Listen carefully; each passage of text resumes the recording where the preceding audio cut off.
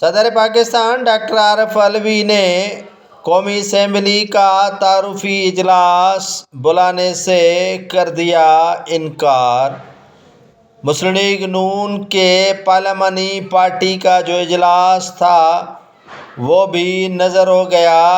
Doctor Arif Alvi کے اجلاس قومی اسمبلی کا نہ بلانے کے ڈاکٹر عارف علوی کا کہنا ہے کہ سنی اتحاد کونسل کو جب تک خواتین کی مخصوص نشستیں اور اقلیتی نشستوں کا فیصلہ نہیں ہو جاتا وہ قومی اسمبلی کا اجلاس ہرگز نہیں بلائیں گے۔ ناظرین، ڈاکٹر عارف علوی جو پاکستان کے اس وقت صدر ہیں، انہوں نے صاف کر دیا ہے قومی اسمبلی کا اجلاس بلانے سے انکار، جس کے بعد پاکستان پیپلز پارٹی اور مسلم لیگ نون بن گئے ہیں آگ بگولا صدر عارف علوی پر۔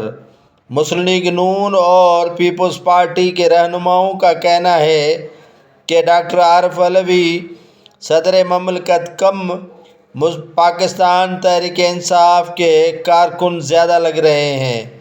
تحریک انصاف اور سازشوں کا جو مرکز ہے وہ اس وقت ایوان صدر ہے۔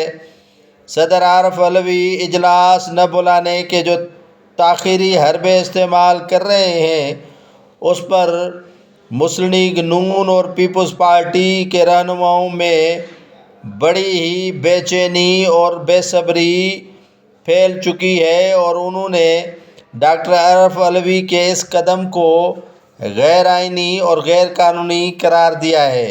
ڈاکٹر عارف علوی کا کہنا ہے کہ جب تک سنی اتحاد کونسل کے مخصوص نشستوں کا فیصلہ نہیں ہو جاتا تب تک وہ قومی اسمبلی کا تعارفی اجلاس ہرگز نہیں بلائیں گے اور نہ ہی ان کے ریکوزیشن پر دستخط کریں گے، جس کے بعد پاکستان پیپلز پارٹی اور مسلم لیگ نون میں بے چینی چڑھ دوڑی ہے اور دونوں جماعتوں کے اندر بے چینی پائی جاتی ہے۔